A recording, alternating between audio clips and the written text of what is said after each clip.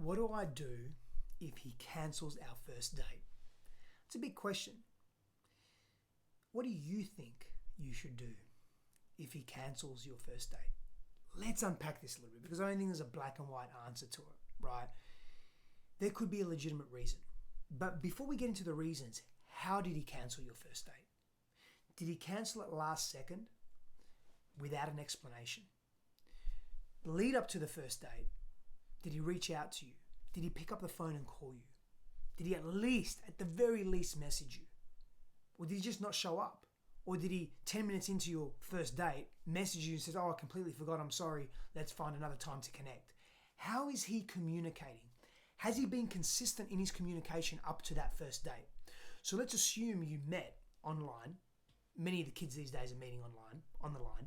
You met on the line, dating app or not, whatever, social media, you introduced by friends digitally, virtually.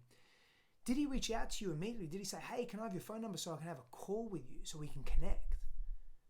On the dating app, did he say, hey, here's my number, feel free to message me yours, so, he's not the pressure scenario isn't there. And the moment you message him, he's organizing a phone call to get to hear your voice, to get to know you a little better.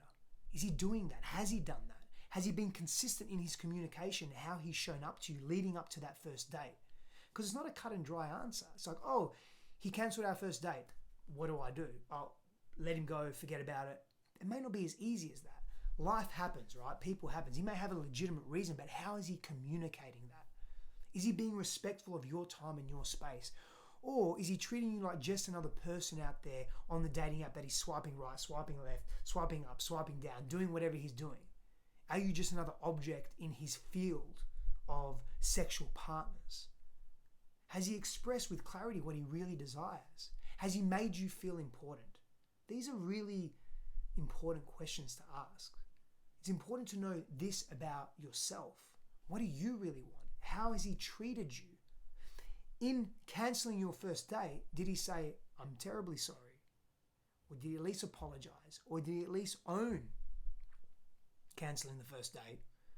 And has he attempted, as soon as possible or immediately, depending on the reasons as to why he cancelled that first date, which we'll get into in a moment, has he made a time and a space and place for the next date? Has he asked you, hey, when are you available next? Really want to make this up to you. I'm still interested in dating you. I'm still interested in meeting you, I should say. Has he made that effort? Because if he's making the effort and he's showing up and it was something circumstantial, then I'm of the mind of, yeah, he cancelled the first date, but he seems to be doing all the things that make a healthy human being. Life happens. Now, what are the reasons?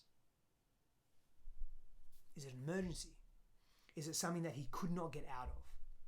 Is he making excuses? Is he stumbling on his words? Is it for another date that he thought or perceived, oh, this is going to be better, this is going to get me to sex, or I'm more attracted to this person, or this is going to be more fun, or this is more convenient, right?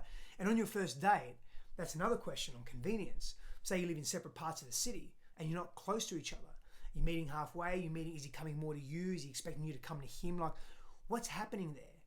Did he make the decision reluctantly to come to you and now it's like, it's too far, I don't want to go there, I'm going to cancel it, I'm going to try and get her to come to me for the next date if he's organising it that way?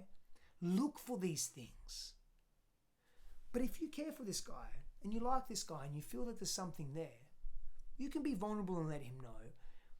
But our level of vulnerability, our ability to be vulnerable and deep dive into vulnerability and openness and honesty and just really have a healthy, transparent conversation with someone is going to be dependent on our level of perceived self-worth, how much we love each other, how deeply we love ourselves, how deeply we love and care about ourselves.